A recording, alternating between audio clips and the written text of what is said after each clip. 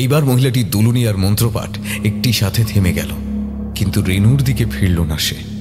সেইভাবেই উবুয়ে বসে পিছন ফিরে থেকেই হাত নেড়ে ইশারা করে কাছে ডাকল রেনু। রেনু সম্মোহিতের মতো ধীরে ধীরে এগিয়ে গেল। কি চাও? তখনই মুহূর্তে কেবলমাত্র মহিলাটির মাথাটা ঘাড় থেকে বাঁই করে পেছনে ঘুরল। কি বিভৎস চেহারা! নিচের ঠোঁট থেকে পুরো চোয়াল, নিচের মাড়ি দাঁত সমেত ভেঙে ঝুলছে, রক্তে গোটা বুক ভেসে যাচ্ছে মহিলার। ফুলমণি! একটা পৈশাচিক হাসির শব্দ ভেসে এল। সে ভয়ঙ্কর অবয়ব তার ভাঙা চোয়াল নাড়িয়ে বলল, চিনতে তো পেরেছিস দিদিমণি? কতবার মু বারণ তো করেছিলাম, ও বাচ্চা জনম তো দিসলাই, শুনলিলা তো?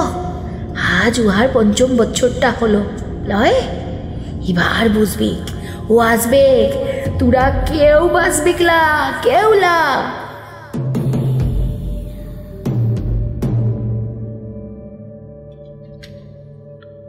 আমাদের চ্যানেলের প্রতিটি গল্প সবার আগে পেতে সাবস্ক্রাইব করুন আমাদের চ্যানেল এবং পাশে থাকা বেল আইকনটি ক্লিক করে অল নোটিফিকেশন অপশনটি প্রেস করুন। নমস্কার শ্রোতা বন্ধুরা, আজকে গল্পের শেষে আপনাদের জন্য থাকছে এই গল্প থেকে একটি প্রশ্ন, যার সঠিক উত্তরদাতাদের নাম আমরা পরবর্তী গল্পে ঘোষণা করব এবং আগের গল্পের সঠিক উত্তরদাতাদের নামও আমরা এই গল্পের শেষে ঘোষণা করব। আজ আপনাদের জন্য রয়েছে অরণ্যানী অর্পিতার কলমে গ্রাম বাংলার একটি গায়ে শিহরণ জাগানো ভয়ের গল্প, বঙ্গা। শুরু হচ্ছে আজকের গল্প।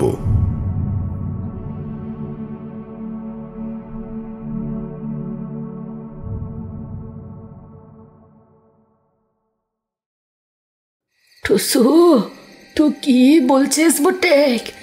তুই ভুল দেখিসলাই তো? কথাটা বলতে গিয়ে বৃদ্ধার গলা কেঁপে উঠল।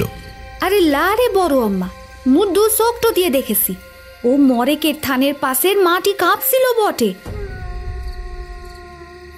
সূর্যের কড়া তাপ পুড়ে যাওয়া বৃদ্ধার কালো মুখটা যে আরো কালো হয়ে গেছে, তাই এই সন্ধ্যার অন্ধকারেও বেশ বুঝতে পারল টুসু। বৃদ্ধা ধীরে ধীরে আকাশের দিকে মুখ তুলে কিছু খুঁজতে লাগলো যেন। এতটুকু এক কোণা চাঁদও যদি দেখা যেত। একটা অসম্ভব তাড়নায় অমাবস্যার সারা আকাশ জুড়ে পাতি পাতি করে দেখতে লাগলো সে। আর তখনই ওই চন্দ্রহীন আকাশের কপালে সিঁদুর ফোটার মতো লাল আলোকবিন্দুটা যেন আরো স্পষ্ট হয়ে ধরা দিল তার চোখে। টুসুরা লেখাপড়া করা আজকের মেয়ে, ওরা ওটাকে মঙ্গল গ্রহ বলে, কিন্তু বৃদ্ধা অর্থাৎ এই আদিবাসী এবং সংখ্যালঘুদের এই প্রত্যন্ত গ্রাম জিঙাবতার সব রকম বয়সের মানুষ যাকে বড় আম্মা বলে ডাকে, সে বিড়বিড় করে বলল, শয়তানের চোখ ফুটেছে রে টুসু, আর ও মাটিটাও কাঁপছে। খানিক চুপ থেকে গলার স্বর আরো নিচু করে বলল, মরেকের থানের পাশে উহারে কেন রাখা জানিস? যাতে মরে গুহারে পাহারাদার দিয়ে বন্দি রেখে দেয়। ও মাটি কাঁপছে, ই তো ভালো কথা লয় রে। তবে কি ও ফিরে টু আসতে চাইছে বটে? কারা সাহায্যটা করছে? কে ফিরবে বড় আম্মা? ও মাটির তলটোতে কিছু। চুপ টুসু, চুপ যা টুসু, এখন কোনো কথা লয়। আর তুই যা দেখেছিস কাউরে বলবি না, ঘরে যা কিনে। কেউ তো তোদের সাহায্যটা সুবিধেটা করে দিচ্ছে, নয়তো ইতো বছর পরে ফের বঙ্গা। বড় আমার কথা শেষ হওয়ার আগেই দূর থেকে একটা শেয়ালের তীক্ষ্ণ বিকৃত আর্তনাদ ভেসে এলো। টুসুর স্পষ্ট মনে হলো সেই তীক্ষ্ণ আওয়াজে বড় আম্মা যেন কেঁপে উঠলেন। কি রে বড় আম্মা, কি হয়েছে? টুসুর গলায় উদ্বেগ। কি হবে? কিছু তো হয় নাই, তুই যা, ঘর যা, মোর একটু কাম আছে, যা কিনে। কিছু যে একটা হয়েছে তা টুসু ভালোই বুঝতে পারছে, কিন্তু বড় আম্মা যে কিছুই বলবে না তাই সে ভালোই বুঝে গেছে। আজ স্কুলের পর ময়নাদের বাড়ি গিয়েছিল সে। ফিরতে ফিরতে বিকেল গড়িয়ে গেল। চাইপাড়ার শর্টকাট জঙ্গলের পাশে সরু রাস্তাটা ধরে সে। তখনই খেয়াল করে মরেকের থানার পাশের মাটিটা কেমন নড়ছে। টুসু ভাবল হয়তো আবার ধেড়ে ইঁদুরের উৎপাত শুরু হচ্ছে। তাই আগে ভাগে আম্মাকে জানাতে এসেছিল সে। কিন্তু ওই রাশভারী করাধাঁচের বড় আম্মা এভাবে আতঙ্কিত হয়ে পড়বে কে জানত। তাও তো টুসু বলেনি সবটা। সে বলেনি দুদিন আগেও সে সজীব সুন্দর গাছগুলো থানাটাকে ঘিরেছিল, আজ সেগুলোই শুকনো ডালপাতা নিয়ে মরা গাছের মতো দাঁড়িয়ে আছে।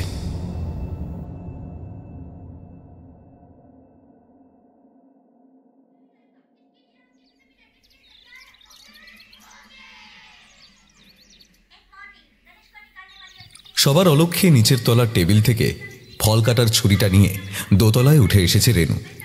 অবশ্য সবাই বলতে ওদের রান্নার দিদি ফুলমণি আর রেনুর বয়স্ক বিধবা শাশুড়ি মধুবালা, ওরা দুজনেই এক মনে টিভিতে সিরিয়াল দেখছেন। তাই কাজটা করতে রেনুর কোনো সমস্যাই হয়নি। ছুরিটা হাতে ধরে ওর ধারালো প্রান্তটার দিকে এক দৃষ্টে তাকিয়ে আছে সে। তার চোখের তলায় গাঢ় কালিমা আর ফ্যাকাশে মুখ প্রমাণ দিচ্ছে চূড়ান্ত কোনো মানসিক চাপের। এই নিয়ে ৫ বার রেণুকার সন্তান গর্ভে নষ্ট হলো।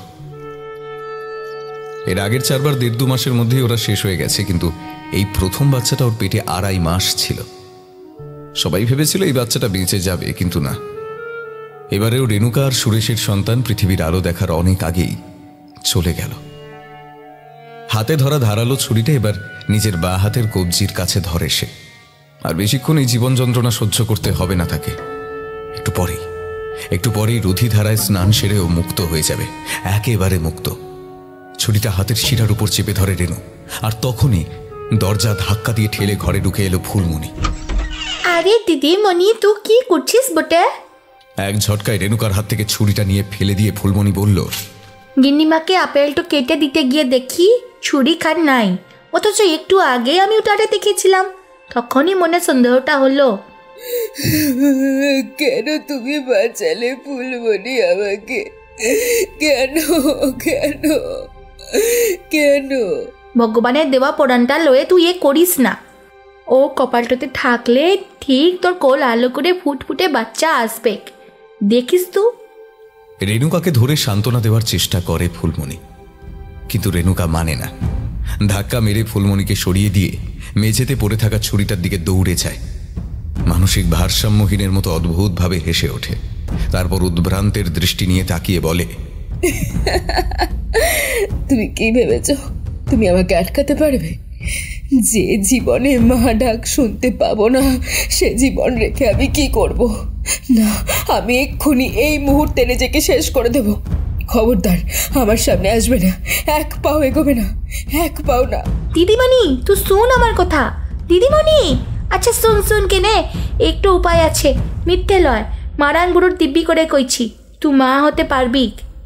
রেণুকা থমকে যায়, জিজ্ঞাসু দৃষ্টিতে তাকায় ফুলমণির দিকে। তার এক হাতে ধরা ছুরিটা তখন অন্য হাতের শিরাগুলো কেটে ফেলার জন্য লক লক করছে। হিসিয়ে জিজ্ঞেস করে, কি বলে? পারবো? মা হতে পারবো? কিন্তু কি করে? সম্মতি সূচক মাথা নাড়ে ফুলমণি। তারপর এদিক ওদিক তাকিয়ে ঢোক গিলে নিচু গলায় বলে, হ্যাঁ পারবি, তবে সে বড় কঠিন উপায় বটে। কিছু পেতে গেলে কিছু দিতে তো হয়। তুই যদি সেটা দিতে পারিস তবে তোর মা হওয়া কেউ আটকাতে পারবে না, ও দেবতাটাও লয়। বিস্ময় মাখা মুখে রেণুকা কয়েক পা এগিয়ে এলো ফুলমণির দিকে, তারপর বলল, যত কঠিন হোক আমি পারবো ফুলমণি। শুধু তুমি আমাকে বলো, আমার সন্তানের জন্য আমি পারবো না এমন কিচ্ছুটি নেই। শুধু বলো কি করতে হবে। শুন, তবে এ মুদের নিজেদের গোপন কথা তো আছে, গোপন পূজা। বাইরের লোকেদের আমরা এসব জানতে তো দিই না বটে, কিন্তু তোকে দেখলে মোর মরা মাইয়াটোর কথা মনে পড়ে। তোর এই কষ্ট আমি আর দেখতে পারছি ক্লা। তোকে আমি আমাদের গ্রামে নিয়ে যাব। তোমাদের গ্রামে? হ্যাঁ, সেইখানে একটা বিশেষ স্থানে তোকে পুজোটা দিতে হবে রে। নিজের রক্ত দিয়ে মানতটা করতে হবে, কিন্তু সে মানত বড় কঠিন তো আছে। তুই আগে ভালোটো করে ভেবে তারপরে বলিস কিনা। সেইখানটা থেকে আর ফেরত তো আসা যায় না। সে যা চায় সে তাকে দিতেই হবে, নয়তো সে লিজে নিতে আসবে। আর কি সেটা ফুলমণি? কি দিতে হবে বলো, আমি সব দেব। কি চাই তার? ফুলমণি রেণুকার কানের কাছে মুখ এনে ফিসফিস করে কিছু বলল। সেটা শুনে রেণুকার মুখের ভাব গেল বদলে। আতঙ্কিত দৃষ্টিতে ফুলমণির দিকে তাকিয়ে ছিটকে সরে এলো সে। এসব তুমি কি বলছো ফুলমণিদি? তোমার কি মাথা খারাপ হয়ে গেছে নাকি? ছি ছি ছি ছি, এসব শোনাও পাপ। মোর হাতে কেবল এইটি আছে দিদিমণি, তুই বরং 2 দিন ভেবে জানাস কিনে।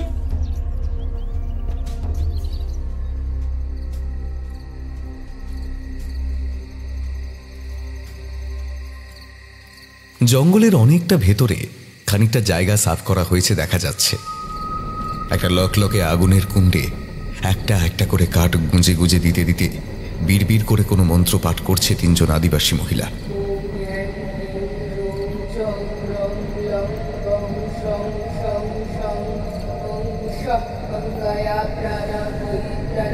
একটা ঘন কালো ধোঁয়ার কুণ্ডলী পাক খেয়ে উঠে অন্ধকারে মিশে যাচ্ছে।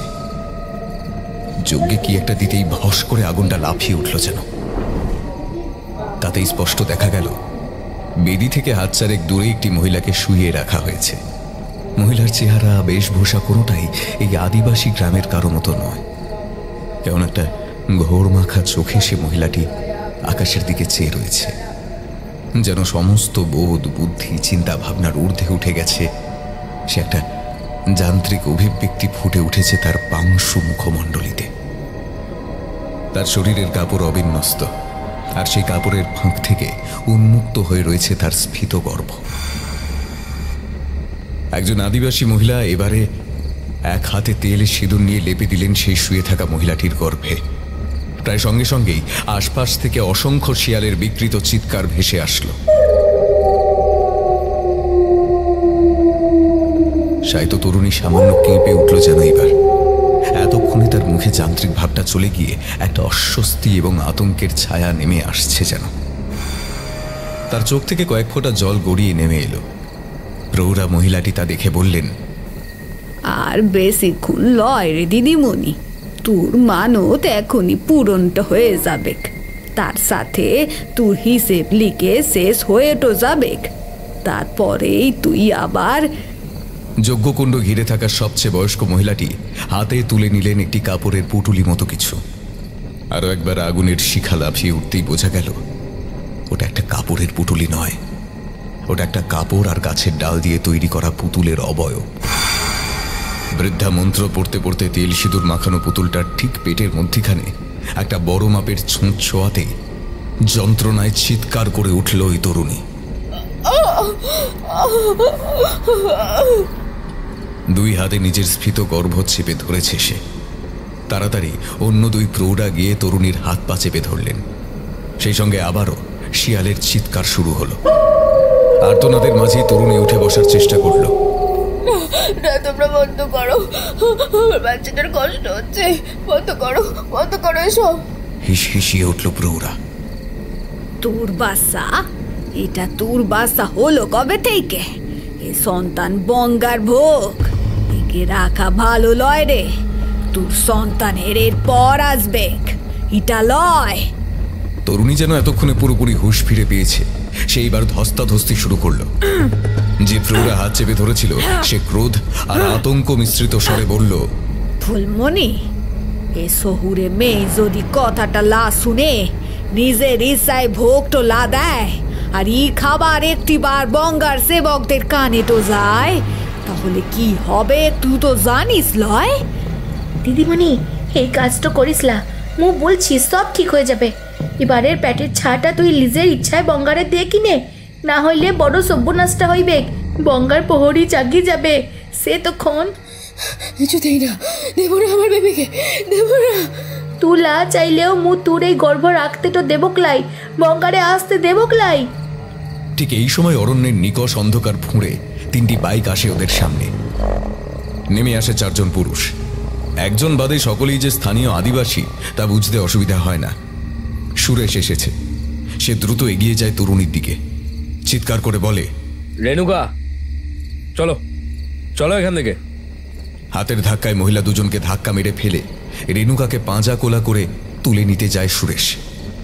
প্রৌঢ়া 2 জন বাধা দিতে এলে অন্য লোকগুলি তাদের আটকায়। ফুলমণি তাদের একজনের দিকে তাকিয়ে চমকে ওঠে। আতঙ্কিত স্বরে একটি নাম বেরিয়ে আসে, বুধন। বুধন নামক লোকটি একটি বিশ্রী হাসি হেসে বলে,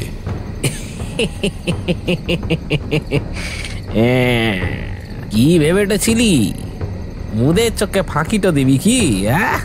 অন্যদিকে যে বৃদ্ধা অবিচলিতভাবে এতক্ষণ মন্ত্রপাঠ এবং উপাচার করছিলেন, আকস্মিক ঘটনায় তার মন্ত্রোচ্চারণে ছেদ পড়তেই হাত থেকে পুতুলটি পড়ে গেল। পুতুলটা হাত থেকে পড়েই নড়ে উঠল। একটু একটু করে উঠে বসে বৃদ্ধার দিকে মুখ ফেরালো সে। তারপর অতি দ্রুত গতিতে হামাগুড়ি দিতে দিতে সে সোজা আগুনের মধ্যে প্রবেশ করল। আর তার সঙ্গে সঙ্গেই বৃদ্ধার প্রবল শ্বাসকষ্ট শুরু হলো। চোখ দুটো ঠেলে বেরিয়ে আসতে চাইছে, যেন কোনো আসরিক অদৃশ্য শক্তি তার গলা চেপে ধরেছে। কোনো বিড়ালের ধারালো দাঁতের ফাঁকে ছটফট করতে থাকা পাখির মতোই বৃদ্ধা ছটফট করতে লাগলেন।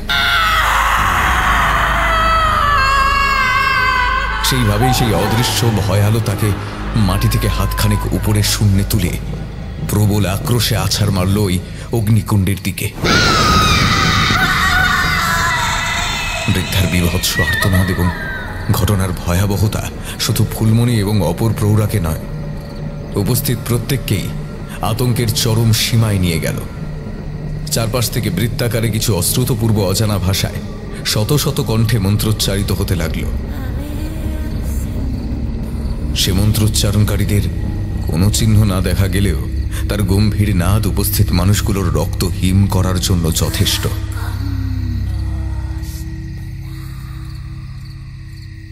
এরই মাঝে সুরেশের সঙ্গী লোকগুলো তাদের বাইকের কাছে পৌঁছল, আর সুরেশও অতি কষ্টে রেণুকাকে নিয়ে বাইক স্টার্ট দিল। ফুলমণি চিৎকার করে উঠল, ই তুই কি করলি? তুই বঙ্গার প্রহরী রে, জাগাই তো দিলি। রেণুকার চোখের সামনে দৃশ্যপট ঘোলাটে হয়ে আসছে। তারই মধ্যে দেখতে পায় ফুলমণি আর অন্য প্রৌঢ়ার শরীরটা সহসা হাওয়ায় ভেসে উঠেছে। তারা অমানসিক যন্ত্রণায় চিৎকার করছে। কে বা কারা যেন ভিজে গামছা নিংড়ানোর মতো প্রৌঢ়ার শরীরটাকে মোচড় দিচ্ছে। পর মুহূর্তেই শরীরটাকে দুমড়ে তুবড়ে কেবল একটা মাংসের তালে পরিণত করল সেই অদৃশ্য।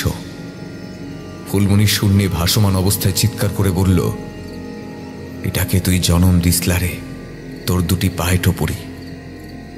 কথাটা শেষ করতে পারল না ফুলমণি। তার আগেই কেউ যেন ওর চোয়ালটা ধরে ক্রমশ টানতে লেগেছে। ফুলমণির মুখের হাঁটা ক্রমশ বড় হতে হতে ঠোঁটের দুই পাশ থেকে তার গালের মাংস ছিঁড়তে আরম্ভ করলো। এবার বেরিয়ে আসতে লাগলো তার দাঁত মারির অংশ। একই সঙ্গে ফুলমণির জিভটাও বেরিয়ে আসছে। তার থেকে চুঁইয়ে পড়ছে রক্ত। সে কি ভয়ঙ্কর দৃশ্য! আতঙ্ক বিহ্বল রেণুকা দেখতে পেল কোনো অদৃশ্য হাত যেন ফুলমণির জিভ এক টানে বের করে আনলো আর ছুঁড়ে ফেলে দিল আগুনে। সেই ধোঁয়ার ঘূর্ণির মধ্যে ভেসে উঠল এক বিভৎস অবয়ব। সে মুখে দুটো গোল গোল চোখ আছে, তবে মাথায় চুল নেই, নাক নেই, নেই ঠোঁট। কিন্তু ঠোঁটহীন মুখে বিশ্রীভাবে প্রকট হয়ে আছে আকর্ণ বিস্তৃত হাঙরের দাঁতের মতো অসংখ্য ধারালো তীক্ষ্ণ দুই সারি দাঁত। চেতনা হারানোর আগের মুহূর্তে রেণুকার মনে হলো সুরেশকে ধরে থাকা ওর হাত দুটো অবশ হয়ে আসছে। ও চলন্ত বাইক থেকে পড়েই যাচ্ছিল, কিন্তু কে যেন পেছন থেকে শক্ত করে ধরে বসলো। কিন্তু কই, রেণুকার পেছনে তো কেউ বসে নেই। কে রক্ষা করছে রেণুকাকে? কেনই বা করছে?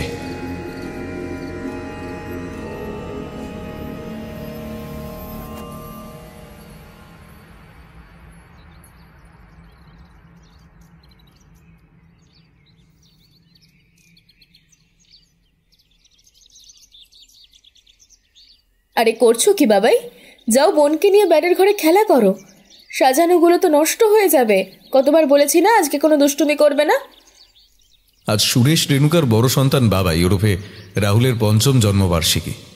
একটু লোকজন আসবে, ঘরোয়া অনুষ্ঠান, তাই আজ ব্যস্ততার শেষ নেই। সুরেশ রেণুকা এখন 2 সন্তানকে নিয়ে ভালোই আছে। কি রে, আমি তো ভাবলাম তুই আমাকে রিসিভ করার জন্য দরজায় ফুল চন্দন মালা নিয়ে দাঁড়িয়ে থাকবি। তুই এখানে কি করছিস? একটা বিরাট লাগেজ টানতে টানতে ঘরে ঢুকলো ঋত্বিক, রেণুকার ছোট ভাই, নামই ডাক্তার। আজকে সে USA থেকে ফিরে সরাসরি দিদির শ্বশুর বাড়ি। আরে বলেছিলি যে দুপুর হয়ে যাবে। তো আগে চলে এসেছি বলে তোর অসুবিধা হয়ে গেছে না? ঠিক আছে, আমি চলে যাচ্ছি। উফ, থাক থাক, অনেক হয়েছে। এসেই যখন পড়েছেন তখন আমার একটু হাতে হাতে কাজ করুন তো। লাইটে এসেছেন, তারপর এসি গাড়ি, কিছু ক্লান্তি হয়নি। দিদি নাকি মায়ের মতো হয়, কিন্তু তুই তো একেবারে নির্দয়ী পাষাণী।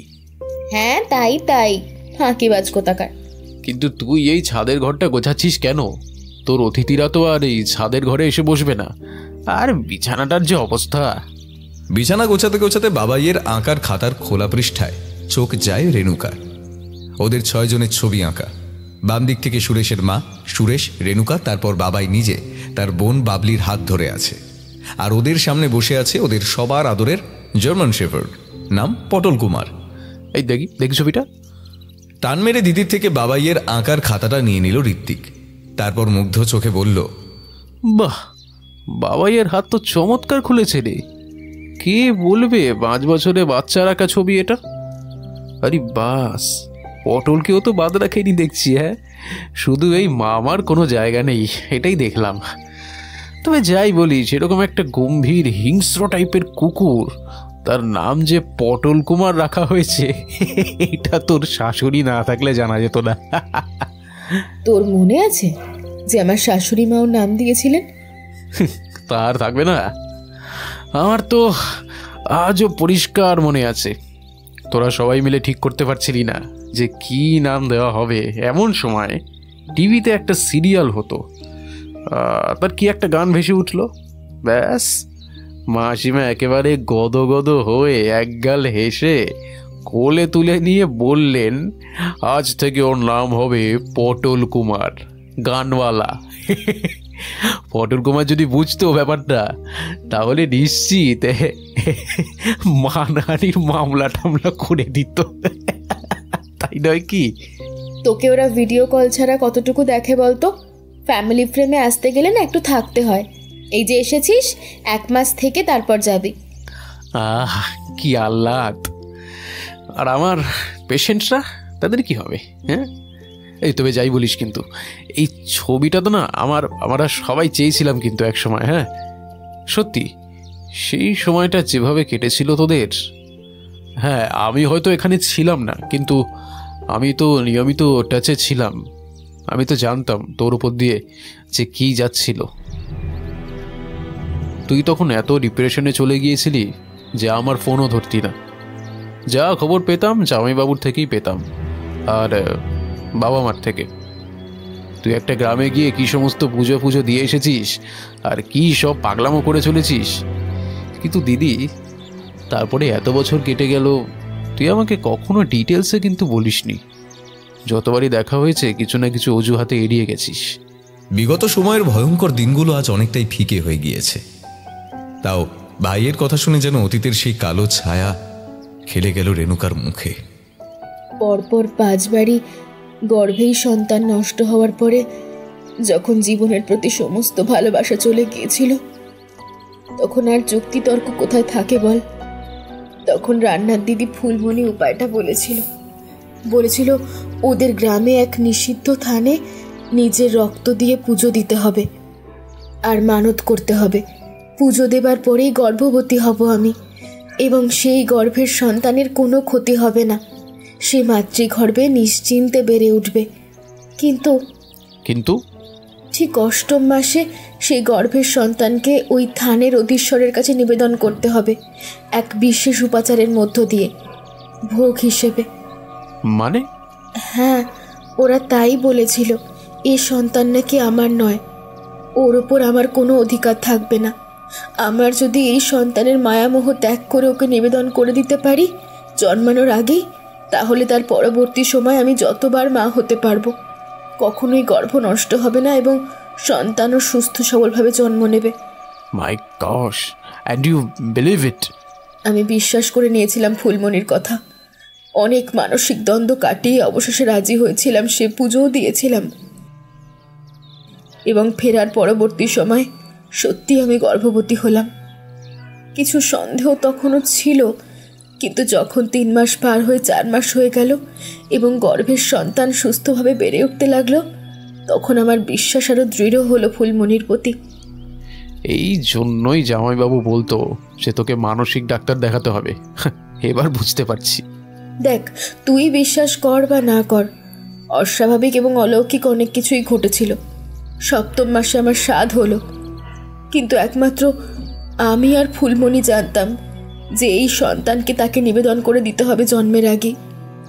তীব্র উৎকণ্ঠায়, প্রচণ্ড মানসিক যন্ত্রণায় আমার হৃদয় প্রতিনিয়ত মৃত্যুর থেকেও কঠিন কোনো ভয়ঙ্কর লড়াইয়ের সাথে লড়ছিল। প্রথমবার নিজের গর্ভে একটা প্রাণের উপস্থিতি অনুভব করায় যে আনন্দ, সেই আনন্দ একই সাথে অসীম দুঃখের জন্ম দিচ্ছিল। অবশেষে ৮ম মাস পড়তেই ফুলমণি মানতের কথা বলে গ্রামে নিয়ে গেল। অবশ্য মানতটা যে আসলে কি তা আর কেউ জানত না। আমার চরম বিশ্বাস এবং মানসিক অবস্থার কথা ভেবে সুরেশ আপত্তি করেনি, তবে ও সাথে গিয়েছিল। আর ভাগ্যিস গিয়েছিল। জামাইবাবু তো বটেই, তার সাথে ওই আদিবাসী কয়েকজন যদি সাহায্য না করত তাহলে আজ তোর কি হতো ভাবলেও আমার হাত পা ঠান্ডা হয়ে যাচ্ছে। কিন্তু আমি ভাবছি যে এতখানি মনের জোর তুই পেয়েছিলি কিভাবে বলতো? সে তুই বুঝবি না ভাই। মা হবার জন্য একটা মেয়ে যে কত কি করতে পারে তা তোর ধারণা নেই। অনেক চেষ্টার পর অবশেষে যখন গর্ভবতী হলাম, তারপরেও ফুলমণির কথা অনুযায়ী ওদের গ্রামে যাওয়া আমার জন্য সহজ ছিল না। আরে সেটা তো জিজ্ঞেস করছি, কঠিন কাজটা কি করে করলি? আমার মধ্যে তখন চলছে সাংঘাতিক দ্বন্দ্ব। একবার ভেবেছিলাম যাব না গ্রামে, কিন্তু এই নিয়ে বিনিয়ে সে কথা বলতে ফুলমণির মুখে সে এক ভয়ঙ্কর আতঙ্ক ফুটে উঠেছিল। তা আমি আজও ভুলব না।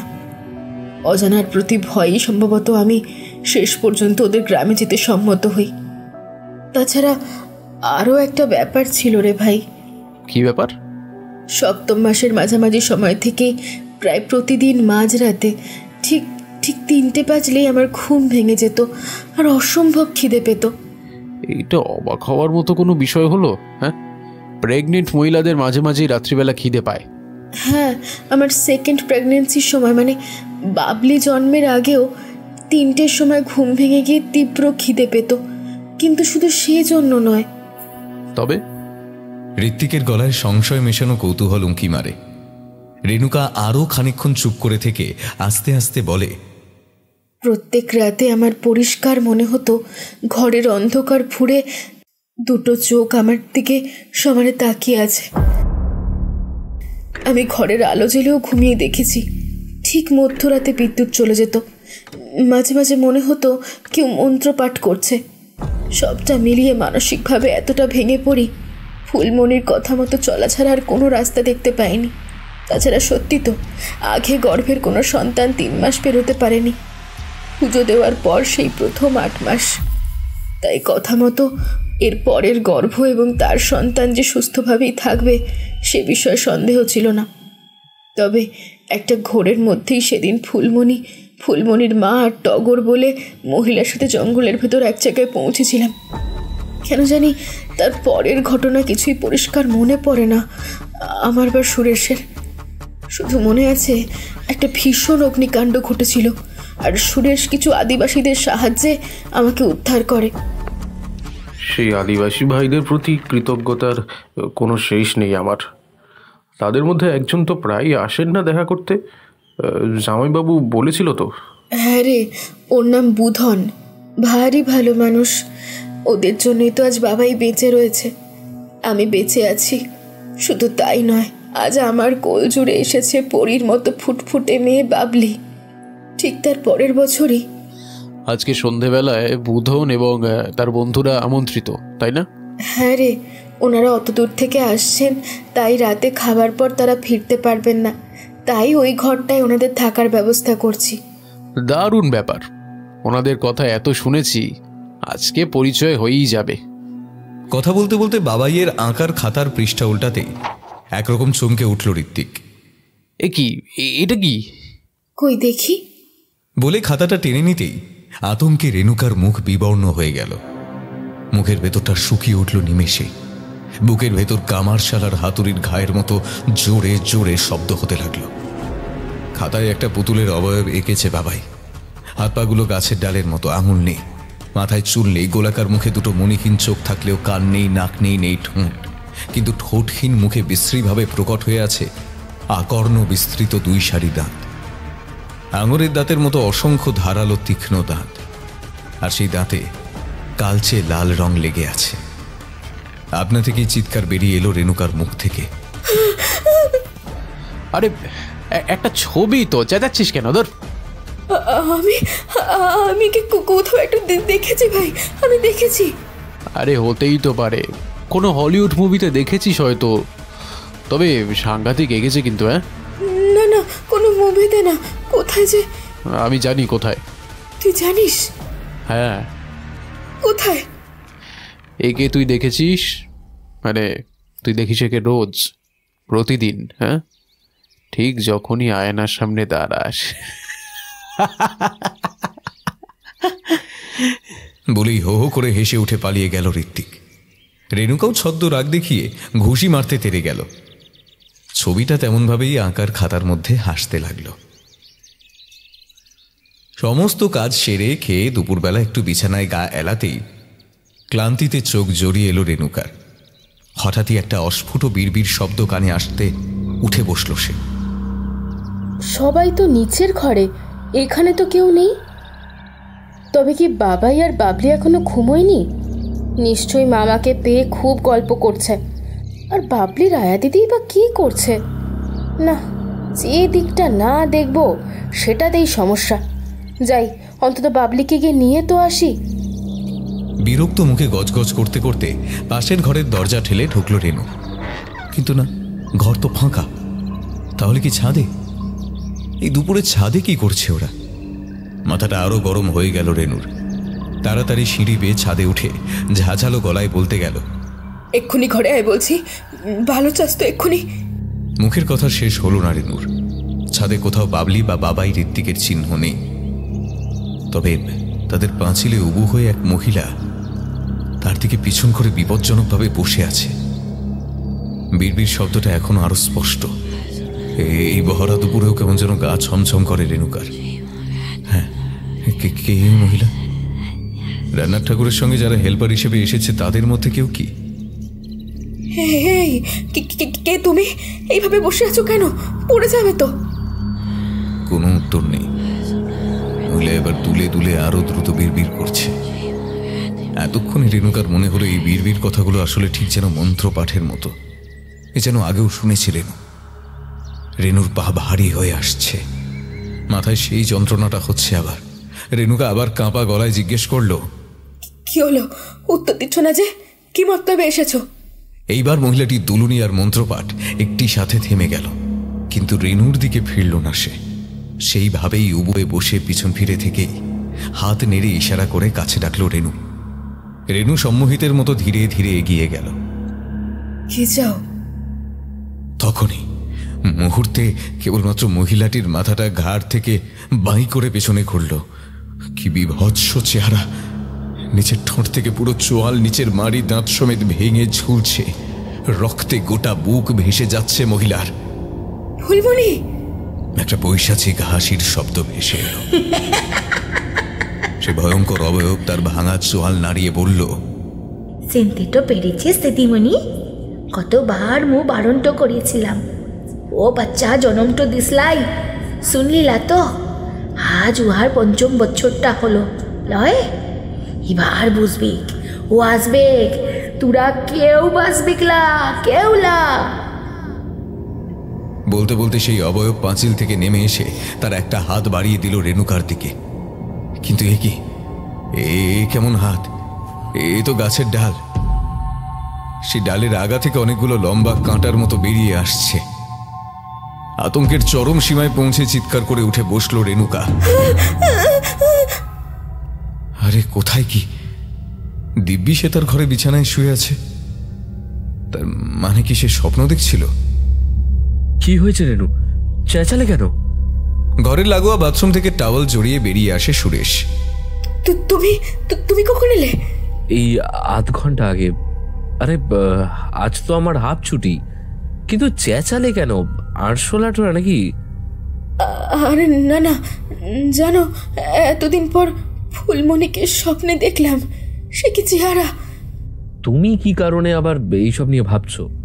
দেখো, যা হয়ে গেছে সেটা নিয়ে ভেবে আর... বিশ্বাস করো, আমি ভাবিনি, একদম ভাবিনি।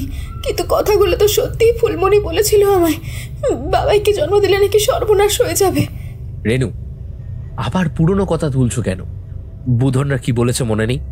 সব বাজে কথা, একদম বাজে কথা। আচ্ছা, বাবাইয়ের জন্মের পর তো সার্থক ছিলাম আমরা, কিন্তু কোনোদিন এতটুকু কিছু অস্বাভাবিক দেখেছো?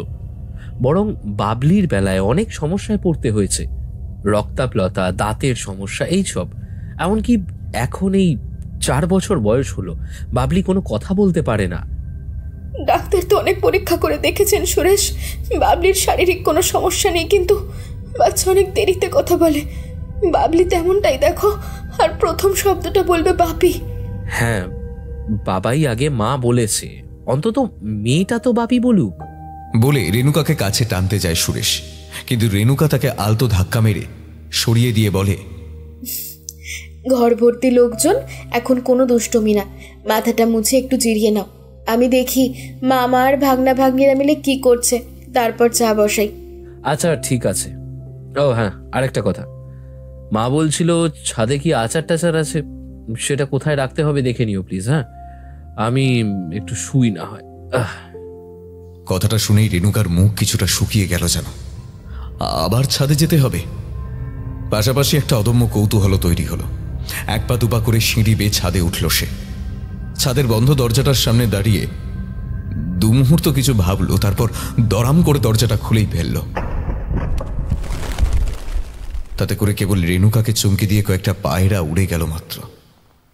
কোথাও কোনো অস্বাভাবিক কিছুই নেই। আচারের বড় গামলাটা তুলে নিতে গিয়েও কি মনে হতে ছাদের পাঁচিলের ওই জায়গাটায় গেল রেণু। না, কোথাও কিচ্ছু নেই। নিশ্চিন্ত হয়ে একটা লম্বা শ্বাস ছাড়ল রেণুকা। কিন্তু রেণুকা যদি একবার ছাদের ঘরের উপরের কার্নিশটায় তাকাতো, তাহলে হয়তো দেখতে পেত একটা ধোয়া ধোয়া লম্বাটে অবয়ব উবু হয়ে বসে আছে। তার ডালের মতো হাতের তীক্ষ্ণ কাঁটায় একটা পায়রা রাত খাওয়ার শরীর আটকে।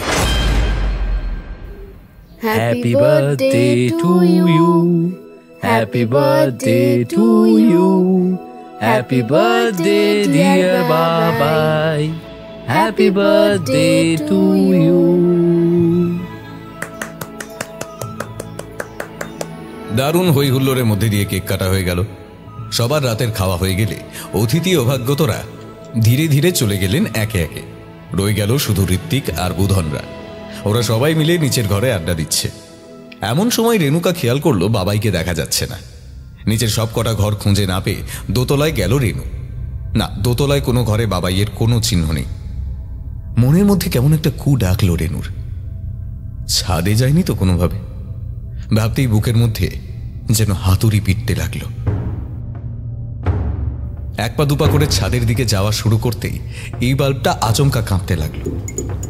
গলাটা শুকিয়ে আসলো রেণুর। কি যেন বলেছিল ফুলমণি স্বপ্নে?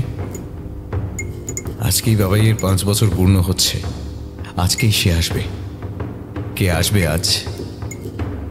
বাবাই, এই বাবাই, ছাদে গেছিস তুই? কোনো উত্তর এলো না। আরো কয়েকটা সিঁড়ি উঠতেই রেণু দেখতে পেল ছাদের দরজাটা হাট করে খোলা আছে। অথচ ওর পরিষ্কার মনে আছে আচারের গামলা নিয়ে ফেরার সময় সে ছাদে তালা দিয়ে এসেছিল। বাবাই, তুই আছিস এখানে? উত্তর এলো না ঠিকই, কিন্তু একটা কুই কুই আওয়াজ ভেসে এলো। আর কিচ্ছু না ভেবে তড়িঘড়ি করে ছাদে উঠে এলো রেণু। সত্যি তো, এই হৈহট্ট বলে পটল কুমার কখন যে ছাদে চলে এসেছে কেউ তো খেয়াল করেনি। ঘণ্টাখানেক আগে প্রচণ্ড চিৎকার করছিল বলে গ্যারেজের সামনে বেঁধে রাখা হয়েছিল। সেখান থেকে ও এখানে এলোই বা কিভাবে? ছাদের আলোটা জ্বালতেই কিন্তু দেখা গেল রেণুর দিকে পিছন করে বসে আছে বাবাই। বাবাই, কি করছো তুমি এখানে? এ কি? চমকে ওঠে রেণু। আতঙ্কে এবং সামনে থাকা দৃশ্যের বিভৎসতায় গা গুলিয়ে ওঠে তার। বাবাই বসে আছে পটল কুমার, অর্থাৎ ওদের আদরের কুকুরটার বিশাল শরীরটা কোলে নিয়ে, বা বলা ভালো রক্তাক্ত বিকৃত শরীরটা। ওর ঘাড়ের পাশ থেকে খাবলা মাংসকেও তুলে নিয়েছে। একটা কান ছিঁড়ে পড়ে রয়েছে পাশে। রেণুকে দেখে সেই অবস্থাতেও পটল কুঁই কুঁই করে ডেকে লেজ নাড়ানোর চেষ্টা করল। বাবাইয়ের মুখে কোনো কথা নেই, ওর হাতে পায়ে এমনকি মুখেও রক্ত লেগে আছে। তুই কি করেছিস বাবাই? তুই পটলকে মেরে ফেললি? এতক্ষণে বাবাই যেন হুঁশ ফিরে পায়। মায়ের দিকে তাকিয়ে কাঁদতে কাঁদতে বলে, আমি কিছু করিনি মা, বিশ্বাস করো। আমি কিচ্ছু করিনি। পটল খালি ছাদের দিকে তাকিয়ে চিৎকার করছিল, তাই আমি ওকে নিয়ে ছাদে এসেছিলাম। আর তারপর কি হলো আমার কিচ্ছু মনে পড়ছে না মা। বিশ্বাস করো আমি কিচ্ছু করিনি। চুপ কর তুই। আমার আগেই বোঝা উচিত ছিল তুই কোনো মানুষ না। আমি বড্ড ভুল করে ফেলেছি। ছি ছি ছি ছি, আমি একটা রাক্ষসকে জন্ম দিয়েছি। তুই তো অপদেবতা। বাবাইকে ধাক্কা মেরে সরিয়ে দিয়ে পটলের পাশে বসে হাহাকার করতে লাগলো রেণুকা। চিৎকার চেঁচামেচি শুনে এতক্ষণে নিচ থেকে সবাই উপরে উঠে এসেছে এবং এই বীভৎস দৃশ্য দেখে সকলেই স্তম্ভিত। ঋত্বিক তাড়াতাড়ি দৌড়ে পটল কুমারের কাছে চলে এলো। পাঁজা কোলা করে কুকুরটাকে নিয়ে যেতে যেতে বলল, কি হয়েছে, কেন হয়েছে পরে ভাবা যাবে। আপাতত কুকুরটাকে বাঁচানোর চেষ্টা অন্তত করি। মানুষের ওষুধ দিয়েই প্রাথমিক কাজটা চালাতে হবে। রমাপদ, তুমি আমার ব্যাগটা নিয়ে এসো তো। ঋত্বিকের পেছন পেছন বাড়ির পরিচারক রমাপদ কাঁপতে কাঁপতে চলে গেল। সুরেশ এতক্ষণে কথা বলল, এইসব কি করে হয়েছে? বাবাই, তোর মুখে রক্ত কেন? বুঝতে তো পারছেন না বাবু, বাবাই কুকুরটারে খেয়েছে বটে। কোল থেকে বাবলিকে নামাতে নামাতে কথাটা বলল বুধন। কি? বাবাই আজ বঙ্গা হইছে বটে। কিন্তু তোমরা যে বলেছিলে এসব বাজে কথা, তাহলে সেদিন তোমরা বাঁচিয়েছিলে কেন? তখনও তো পেটে ছিল। মোরা ভুলটা করেছি, বুঝতে তো পারিকলাই যে বিষয়খানি এতটা গোড়াইছে। এখন উপায়? একটাই উপায় আনছে। কি? যে জন্মটে দিয়েছে সেই মাকে নিজের হাতে উহাকে মুক্তিটা দিতে হইব। হয়তো ও তোদের কাউকে ছাড়বে লাই, সবার রক্ত মাংস খেয়েই তো নেবে। চমকে ওঠে সুরেশ। সারা শরীর যেন কাঁপছে তার, কিন্তু তাকে আরো অবাক করে ধীরে ধীরে উঠে দাঁড়ায় রেণুকা। তার মুখ অস্বাভাবিক কঠিন হয়ে উঠেছে। কান্না চোখে সে শূন্য দৃষ্টি দেখলে অতি শক্ত মনের মানুষও চমকে উঠবে। ওদিকে বাবাই এক কোনায় গিয়ে জড়সড় হয়ে বসে কেবলই কেঁদে চলেছে। কাঁদতে কাঁদতে হেঁচকি উঠছে তার। রেণুকা ভাবলেশীন মুখে বাবাইয়ের দিকে এগিয়ে যায়, টেনে তোলে বাবাইকে। কি করছো রেণুকা? শুনলে না বুধন কি বলছে? যে কাজ সেদিন করতে পারেনি, আজকে সেই কাজ করতে হবে আমার। অন্তত আমার একটা সন্তান তো বাঁচবে। আর আমি তোর ভালোই করছি বলো, ওকে মুক্তি দিচ্ছি। সারাটা জীবন এক অপদেবতার বাহক হয়ে কেন থাকবে ও? সুরেশ অবাক হয়ে যায়। এই রেণুকাকে যেন চিনতে পারে না। বুধন কানুদের মুখে উত্তেজনা স্পষ্ট। বাবাইকে টানতে টানতে বুধনের কাছে নিয়ে এসে রেণু জিজ্ঞেস করে, বলো বুধন, কি করতে হবে? মু বলছি, মন্ত্র পড়া ছোট্ট তোর সন্তানের শরীরে বঙ্গা আছে, তার নাভিটাতে ফুটায় দিতে হবে। কথা বলতে বলতে এক সাঁওতাল বৃদ্ধা এক এক যুবতীকে নিয়ে প্রবেশ করলো ছাদে। সুরেশ অবাক হয়ে জিজ্ঞেস করতে যাবে তার আগেই বুধনের পাশে থাকা কানহু বলে ওঠে, বড় আম্মা তুই এখানে? কি ভেবেছিলি বটে কেউ বঙ্গাকে জাগাইবে আর মুটে টোপাবক লাই? বঙ্গা জাগি গিয়েছে, রক্ত মাংস খেয়েছে। এ বিহু, সুরেশ বাবুটারে ধর কেনে? কাম বাধাটো দিছে। কানু লিজার থেকে কেউ আসতে দিবি লাই। এ বড় আম্মা তোর মুখ থেকে আর একটাও শব্দ যেন না বের হয়। এই বলে নিজে গিয়ে বড় আম্মার মুখ চেপে ধরল বুধন। তারপর রেণুর দিকে ফিরে বলল, দিদিমণি তুই আর দেরিটা করিস লাই, তুই তোর কাজটা কর কিনে। সকলের ভালোর জন্য তোকে এই কামটা করতেই হবে। বড় আম্মা নিজেকে ছাড়ানোর আপ্রাণ চেষ্টা করছে, কিন্তু পারছে না। চোখের ইশারায় কি যেন বলতে চাইছে রেণুকাকে, কিন্তু বুধনের শক্ত হাতের বেষ্টনী থেকে নিজেকে মুক্ত করতে পারছে না।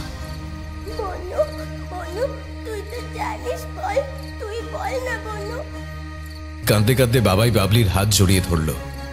বাবলির মুখের অভিব্যক্তি বোঝা যাচ্ছে না। সে যেন অবাক হয়ে তার বোবা দৃষ্টিতে চেয়ে রয়েছে তার দাদার দিকে। তার ঠোঁট দুটো নড়ে উঠল, কিন্তু আজকেও কোনো কথা বেরোলো না। রেণু হাঁটু মুড়ে বসলো ওদের সামনে। তার দুই সন্তানকে একসঙ্গে বুকে জড়িয়ে ধরল শেষবারের মতো।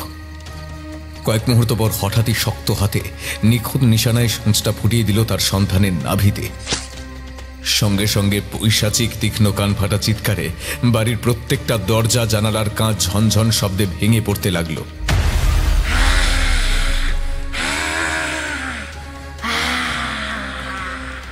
দেখা গেল মাটিতে শুয়ে ছটফট করছে বাবলি।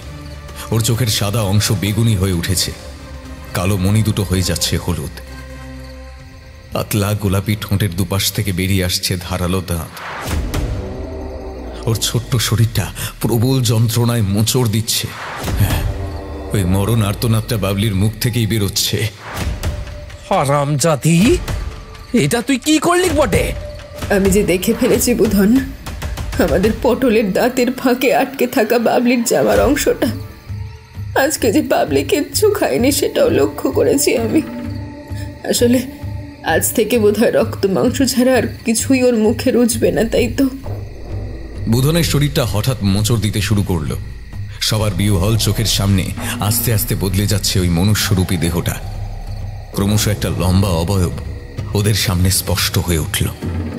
তার মুখে দুটো গোল গোল চোখ আছে, তবে মাথায় চুল নেই, নাক নেই, নেই ঠোঁট, কিন্তু ঠোঁটহীন মুখে বিশ্রীভাবে প্রকট হয়ে আছে আকর্ণ বিস্তৃত দুই সারি দাঁত, আঙুরের দাঁতের মতো অসংখ্য ধারালো তীক্ষ্ণ দাঁত। এই যে রেণুকার অতি পরিচিত, সে তার গাছের ডালের মতো হাত দিয়ে পরম মমতায় তুলে নিল বাবলির নিথর দেহটা। তারপর জ্বলন্ত দৃষ্টিতে ওদের দিকে তাকিয়ে এক অমানসিক হুঙ্কার দিল। রাগ, ঘৃণা, যন্ত্রণা মিশ্রিত এক ভয়ঙ্কর জান্তব গর্জন।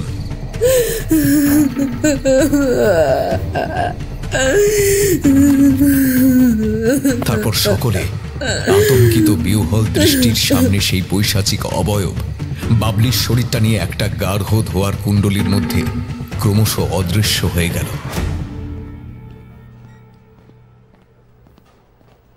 হাসপাতালে শুয়ে রয়েছে রেণুকা। ঘটনার অভিঘাত মানসিকভাবে তাকে বিপর্যস্ত করে তুলেছে। সেই প্রভাব শরীরেও পড়েছে। তার সামনে বসে বড় আম্মা বললেন, ওহো, বুধনের শরীরটাতে বঙ্গার প্রহরী ছিল মা গো। যেই দিন থেকে তুই মানতটা করেছিস সেদিন থেকে ওর কাজটা শুরু হয়েছে। এই গোপন বিদ্যার নিয়ম হলো, প্রথম সন্তানরে বঙ্গার উদ্দেশ্যে নিবেদন করো।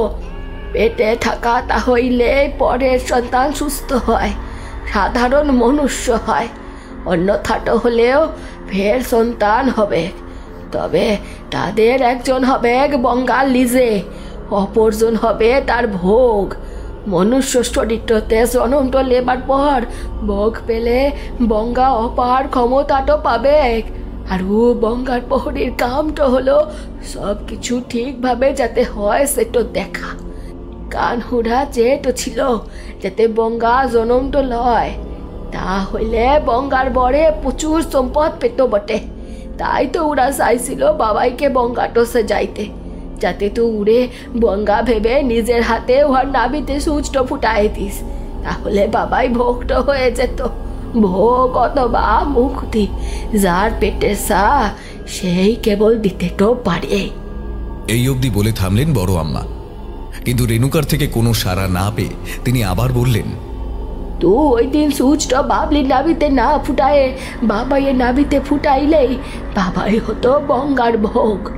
তাহলেই আজ বঙ্গা নিজের পূর্ণ শক্তি অর্জন করতে বটে। এ দুনিয়ায় আপন মালিকানা দাখিল করতেছে। তুই শুধু বাবাইকে লয়, মুদের সকলকে বাঁচাইছিস মা। পাশ ফিরে শোয় রেণুকা। এসব কথা আর ভালো লাগছে না, চোখ থেকে নেমে আসছে জল। বাবলির বড় বড় চোখের কচি মুখটা ভেসে আসে বারবার। মেয়েটার মুখে মা ডাকটা আর শোনা হলো না রেণুকার।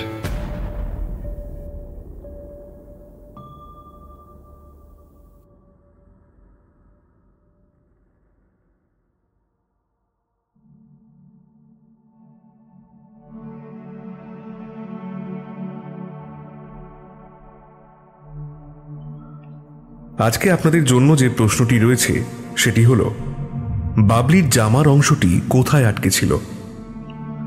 সঠিক উত্তরদাতাদের নাম শোনানো হবে পরবর্তী গল্পে, এবং সঠিক উত্তরের নিচে আপনার নাম এবং আপনি কোথা থেকে বলছেন সেটা অবশ্যই লিখবেন। নিমাই বামুনের বিপদ এই গল্পের সঠিক উত্তরদাতাদের যাদের নাম বলা বাকি ছিল তাদের নাম হলো পশ্চিম মেদিনীপুর থেকে বলেছেন গোপাল নাইক। নূপুর এই গল্পের থেকে যে প্রশ্নটি ছিল তার সঠিক উত্তরদাতাদের নাম হল হাওড়া বরগাছিয়া থেকে বলেছেন পূজা যাদব ও গঙ্গা যাদব। হাওড়া আন্দুল থেকে বলেছেন লিজা মণ্ডল ও তার স্বামী বিশাল পাত্র। কলকাতা লেদার কমপ্লেক্স থেকে বলেছেন হেমন্ত মণ্ডল, সুষমা মণ্ডল ও তাদের ছেলে সার্থক মণ্ডল। নদিয়া বেথুয়া টহরি থেকে বলেছেন বিপদ দাস, গীতা দাস ও তাদের ছেলে রক্তিম দাস। হাওড়া সাঁতরাগাছি থেকে বলেছেন রাজকুমার মণ্ডল, আরতি বেজ ও তাদের মেয়ে লিয়া মণ্ডল। উত্তর 24 পরগনা মালিয়ারি থেকে আফরোজা পারভিন। হাওড়া ঘুষুরি থেকে প্রদীপ মণ্ডল। রানাঘাট থেকে বলেছেন আরাধ্যা ও আয়ুষী। বাগনান মতিমালা থেকে অমল। পশ্চিম মেদিনীপুর থেকে গোপাল নায়েক। হাওড়া ফুলেশ্বর থেকে বলেছেন শ্রাবণী পাত্র ও শুভদীপ পাল। ব্যারাকপুর থেকে বলেছেন ব্রততী বোস। চুঁচুড়া থেকে সৌমেন দাস ও সমর্পিতা দাস। চাকদা থেকে বলেছেন দীপ্তি কর্মকার। হাটগাছা গ্রাম থেকে মোহাম্মদ মাসুদুর রহমান। কেরালা থেকে হাবিব শেখ।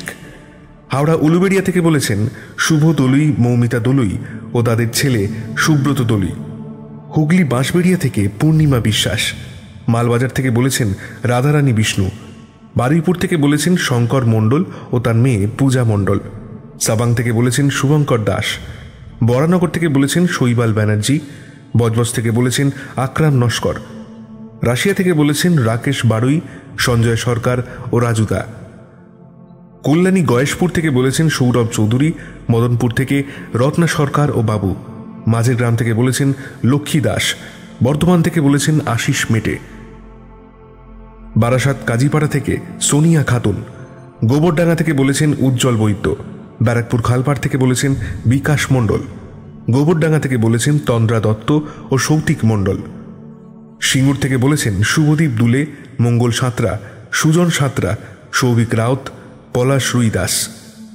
বরানগর নোয়াপাড়া শ্রীপল্লী থেকে বলেছেন টুম্পা দাস এবং কোচবিহার থেকে বলেছেন সোমা সিং ও তার ছেলে অরিজিৎ সিং। এছাড়াও যাদের নাম বলা বাকি রয়ে গেল তাদের নাম পরবর্তী গল্পে আবার ঘোষণা করা হবে। আজ তাহলে এই পর্যন্তই। ফিরে আসছি ঠিক আগামী সপ্তাহে আরও একটি ভয়ের গল্প নিয়ে। ততক্ষণের জন্য সবাই ভালো থাকুন এবং গল্প শুনুন।